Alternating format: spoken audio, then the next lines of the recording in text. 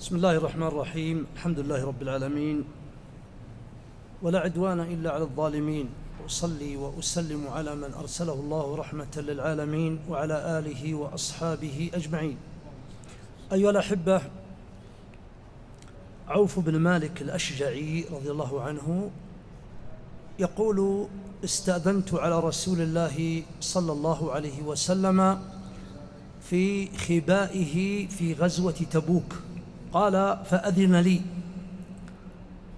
ثم قال: اعدد 6 بين يدي الساعة: موتي، ثم فتح بيت المقدس، ثم موتان يأخذ فيكم كقعاص الغنم.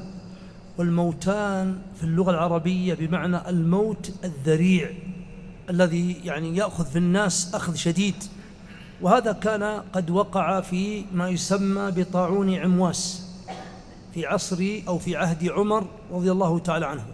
مات من الصحابة ما يقرب من 30,000 صحابي رضي الله عنهم أجمعين. قال: ثم استفاضة المال حتى يعطى الرجل 100 دينار ولا يزال ساخطا. وهذا كان متى؟ في عصر عمر بن عبد العزيز رحمة الله عليه. هذه كلها وقعت. الخامسة ما هي؟ قال: ثم فتنة لا تدع بيتا من بيوت العرب إلا دخلته. وبعض أهل العلم يقول إنها هذه الجوالات والفضائيات التي غشتنا في بيوتنا، وهي أعظم فتنة منذ موته صلى الله عليه وسلم إلى وقتنا هذا. مزقت القلوب، أضعفت الإيمان، فرقت بين الأقارب والإخوان، قطعت الأواصر، أتت بأفكار دخيلة، أشغلت المسلمين، حتى الإنسان في بيته يرى أنه غريبا. حتى لربما العائلة لو اجتمعت على صحن واحد لترى كل إنسان في عالمه الخاص. أسأل الله عز وجل أن يحفظنا ويحفظ الأمة من كل فتنة. قال: ثم هدنة تكون بينكم وبين بني الأصفر، اللي هم الغرب الآن، الأمريكان والأوروبيون هم بني الأصفر. هدنة. والآن نحن في إيش؟ نحن بيننا وبينهم هدنة الآن، ما في حرب. قال: ثم يغدرون لكم فيأتونكم تحت 80 راية، تحت كل راية 12,000. تفصيل هذه الجزئية الأخيرة ما يكون بيننا وبين الروم ذكرها صلى الله عليه وسلم في أحاديث صحيحة أخرى. اسمحوا لي أن أمر عليها مرورا. يقول صلى الله عليه وسلم فيما صح عنه، قال: يكون بينكم وبين الروم صلح آمن، اللي هو الهدنة اللي نحن فيها الآن. قال: ثم تقاتلون عدوا من دونكم فتسلمون وتنصرون وتغلبون، حتى إذا رجعتم إلى مرج ذي تلول. مرج أرض منبسطة وفيها تلال صغيرة. قال: فيعمد أحدهم فيرفع الصليب ويقول: غلب الصليب. فتأخذ أحدكم الحمية فيقوم إليه فيدفعه، وفي رواية فيدقه. لاحظ، قال: فيوثبون عليه فيقتلونه، فتثورون إلى أسلحتكم. يحصل فيه إيش؟ قتال بيننا وبين هؤلاء النصارى. يقول صلى الله عليه وسلم: فيمن الله على تلك الطائفة جميعا بالشهادة. فيدل على أنهم إيش؟ أن المسلمين عدد قليل بالنسبة للروم. قال: ثم يغدرون فيرجعون إلى ملوكهم، إلى أرضهم هناك 9 أشهر حمل المرأة، 9 أشهر إيش؟ بالتمام. ثم يأتونكم تحت 80 راية، تحت كل راية 12,000. العدد ضخم، يعني العدد كم؟ مليون إلا 60 أو إلا 40,000، 960,000. هذه الغرب الآن من يهود ونصارى يعدون لها إعداد ليس كإعدادنا نحن من زمان، لأن هذه مذكورة عندهم في التوراة المحرفة وفي الإنجيل المحرف، ويسمونها بمعركة هرمجدون، تؤثر حتى على سياساتهم الآن. وأنت لو تقرأ وأنت تصدق كتاب الله لا شك في قول الله تعالى: وقالت اليهود ليست النصارى على شيء، وقالت النصارى ليست اليهود على شيء، بعضهم يلعن بعض، ومع ذلك بينهم ايش؟ الآن بينهم تكاتف وتآزر وحماية. دولة يهود الآن من الذي يحميها؟ هم الغرب. لماذا؟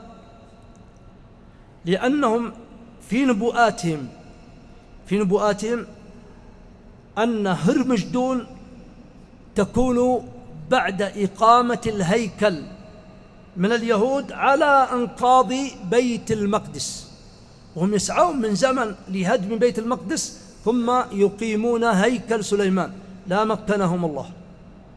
طيب، ثم بعد ذلك لهم نبوءات أخرى.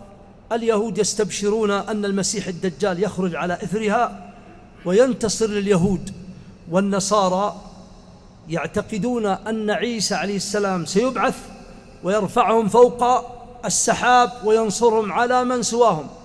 وأما نحن فعندنا النبوءة الصحيحة التي ذكرها لنا صلى الله عليه وسلم، أن عيسى وهو الآن حي في السماء الثانية بجسده وروحه أنه ينزل آخر الزمان عند المنارة البيضاء شرق دمشق، وأن كفيه على جناحي ملكين وعليه مهرودتان صفراوان لباس، إذا طأطأ رأسه قطر، وإذا رفع رأسه تحدر كجمان اللؤلؤ. وقد أقيمت الصلاة في الجامع الأموي، والدجال بمن معه من اليهود خلف المسجد أو خارج المسجد، وقد تصافوا للقتال، وقد حجز المسلمون هناك في أثناء عبث الدجال في الأرض. فإذا أقيمت الصلاة يتقدم أميرهم، في كل الروايات أميرهم مبهمة إلا في رواية واحدة أميرهم المهدي، وذكر ابن القيم أن إسنادها جيد. فبهذه الرواية استدل العلماء على أن المهدي إذا بعث في هذه الأمة، وهو إنسان عادي من هذه الأمة لكنه مجدد من المجددين الذين يبعثهم الله على رأس كل 100 سنة، واضح؟ فيتقدم للصلاة، فإذا رأى العيسى عليه السلام هبط يتقهقر ويقول: صل لنا يا روح الله. قال: بل أنت صل لهم، تكريمة الله لهذه الأمة، إمامهم منهم، فيصلي خلف المهدي ثم يخرج بعد ذلك ومن معه من المسلمين. فإذا رآه الدجال انذاب، ولو تركه لذاب كما يذوب الملح في الماء، ولكنه يهرب، فيقول له عيسى عليه السلام: إنك لن تسبقني، إن لك طعنة لن تسبقني عليها. وإن عيسى عليه السلام له نفس على مد بصره لا يحل لكافر يشمه إلا مات، فيلحق والمسلمون به حتى يدركه عند باب اللد، مدينة الآن في فلسطين في جنوب صحراء النقب أو حول ذلك، فيقتله هناك. ثم بعد ذلك يخرج يأجوج ومأجوج، وهذه من الأشراط الساعة الكبرى. فنحن نتكلم يا إخواننا عن الملحمة الكبرى. هذه الملحمة التي يأتون بعدد 960,000 وين ينزلون؟ في الأحاديث الصحيحة أنه قال صلى الله عليه وسلم: لا تقوم الساعة حتى ينزل الروم بالأعماق بمرج دابق. الأعماق مرج دابق هذه أينها؟ هذه في شمال حلب في سوريا الآن، في سهل منفتح متسع إلى قريب من أنطاكيا التي توجد في جنوب دولة تركيا الآن. طيب، من يخرج لهم؟ قال صلى الله عليه وسلم: فيخرج جيش من المؤمنين من المدينة، هم خير جيش على وجه الأرض يومئذ. أين هو الفسطاط؟ مركز القيادة للمسلمين فين؟ قال: فسطاط المؤمنين يوم الملحمة الكبرى في الغوطة، في الغوطة بجانب مدينة يقال لها دمشق، هي من خير مدائن الشام. الغوطة الآن في ريف دمشق. وانظر ماذا يفعل النصيرية والشيعة بأهل الغوطة إلى الآن، يفعلون بهم الأفاعيل، لأنهم يعرفون أن فسطاط المؤمنين سيكون هناك ويرغم الله أنوفهم. طيب، كيف تكون المعركة؟ أولا، قبل أن أذكر المعركة بما ذكرها الحبيب المصطفى صلى الله عليه وسلم، أود أن أقول إن التقنيات، الحضارات اللي نحن الآن فيها تذهب، تتلاشى، تنتهي ب4 دلالات من هذا الحديث. احسبوها معي. الدلالة الأولى أنه قال صلى الله عليه وسلم: تتصافون أنتم والروم، تتصافون للقتال، والمصافة لا تكون إلا أيام إيش؟ السيف والرمح. أما القتال الآن ليس في مصافات، الآن القتال عن بعد، صواريخ وطائرات ومدفعية إلى آخرها. هذه الأولى. يقول صلى الله عليه وسلم: فإذا تصافيتم أنتم وهم، يقولون: خلوا بيننا وبين الذين سبوا منا. سبي بمعنى أسارى قد التحقوا بالمسلمين، فيقولون: خلوا بيننا وبين إخواننا، خلوا بيننا وبين من سبوا منا. فتقولون، أي أنتم المسلمون: والله لا نخلي بينكم وبين إخواننا. شوف كلمة إخواننا، فدل على أنهم إيش؟ أسلموا والتحقوا بنا. طيب، كيف يكون القتال؟ قال: فتقتتلون 4 أيام. هذه الملحمة الكبرى 4 أيام. فقسم أي من المسلمين ينهزمون عياذا بالله، فلا يتوب الله عليهم أبدا. وقسم يستشهدون، فهم خير الشهداء عند رب العالمين. وقسم يفتح الله عليهم، لا تضرهم فتنة ما دامت السماوات والأرض. اليوم الأول، كلام ما هو بلي للنبي صلى الله عليه وسلم، في اليوم الأول يشترط منكم شرطة. ايش معنى شرطة؟ شرطة بمعنى يتعاهدون شرط على الموت، لأن أعداد المسلمين بالنسبة للروم إيش؟ قليلة جدا. يقول صلى الله عليه وسلم: فلا يحجز بينكم وبينهم إلا الليل. وهذه العلامة الثانية على أن الحضارة اللي عندنا الآن تنتهي. الآن القتال في الليل والنهار سواء، بفعل هذه الميكروسكوبات والنواظير الحرارية إلى آخرها. فالليل ما يستطيع يقاتلون.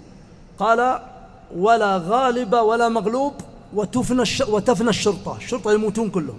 واليوم الثاني كذلك وتفنى الشرطة، واليوم الثالث كذلك وتفنى الشرطة.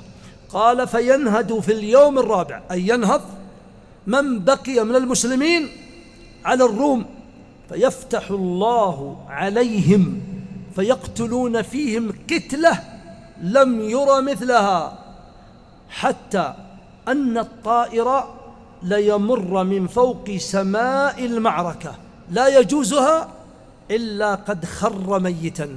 ليش؟ من كثرة الأوبئة والانبعاثات من هذه الجثث وهذه الدماء. هل أنتهى الأمر؟ لا. يخرج 70,000 من بني إسماعيل، ورواية بني إسحاق ضعيفة، وبنو إسحاق أي الروم، وبنو إسماعيل نحن العرب، فالصحيح 70,000 من بني إسماعيل. يذهبون إلى أين؟ قال يذهبون إلى القسطنطينية. أين القسطنطينية؟ تركيا، هي الآن مدينة إسطنبول. يقول صلى الله عليه وسلم فيفتحونها لا بسيف ولا بسهم، يفتحونها بالتهليل والتكبير، لا إله إلا الله والله أكبر، فيفتح جانب من جوانب المدينة. والثانية لا إله إلا الله والله أكبر، فيفتح الجانب الآخر. الثالثة لا إله إلا الله والله أكبر، فيفتح لهم ثغرة فيدخلون منها أي المسلمون. قال فبينما هم، العلامة الثالثة، فبينما هم قد علقوا سيوفهم، ما قال أسلحتهم، الأسلحة تشمل كل سلاح، قال سيوفهم بالنص، ولا يمكن أن يطلق السيف على الرشاش ولا على البندق. قال علقوا سيوفهم بأغصان الزيتون، إذ صرخ فيهم الشيطان أن الدجال قد خرج في أهليكم. وين تركوا أهلهم؟ وين تركوا أهلهم؟ تركوهم في سوريا، لأن القتال واللقاء كان في سوريا، في الغوطة وفي تلك الأماكن. يقول صلى الله عليه وسلم فينتدبون 10 فوارس، جمع فارس الذي على الخيل، وهذه العلامة الرابعة. يقول فهم خير طليعة على وجه الأرض، والذي نفسي بيده إني لأعرف أسماءهم وأسماء آبائهم وألوان خيولهم، وألوان خيولهم، فنص هنا على الخيل، دبابات مدرعات ما عاد فيه. يقول فتتركون الغنائم وترجعون إلى أهليكم، فإذا رجعتم فإذا الأمر كذب، ما خرج الدجال. قال صلى الله عليه وسلم يخرج يومئذ، يرجعون إلى أهلهم يجدون الأمر ما هو صحيح، فإذا وصلوا إلى أهلهم وتبين أن الأمر كذب يخرج ذاك الوقت الدجال. هذه يا إخواني من الفتن التي نحن عنها غافلون، وإرهاصاتها مقدماتها الآن بين أيدينا قريبة جدا. ولذلك أيها الكرام مما ذكره صلى الله عليه وسلم حديث حذيفة الصحيح، قال كان الناس يسألون رسول الله صلى الله عليه وسلم عن الخير، وكنت أسأل عن الشر مخافة أن يدركني، فقلت يا رسول الله إن كنا في جاهلية وشر قبل الإسلام، فأتانا الله بهذا الخير بالإسلام، فهل بعد هذا الخير من شر؟ قال نعم. قلت فهل بعد هذا الشر من خير؟ قال نعم، وفيه دخن. الدخن يعني إيش؟ الدخان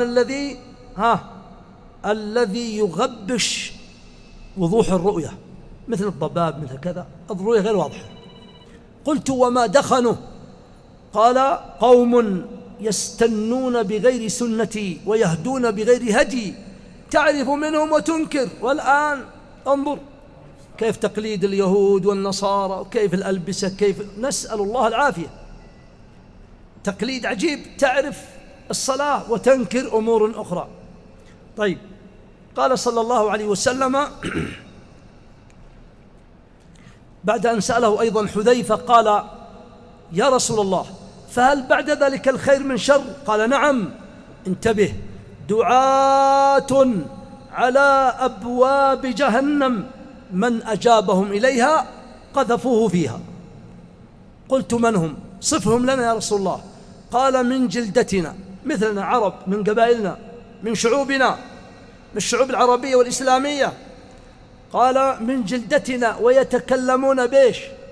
بألسنتنا.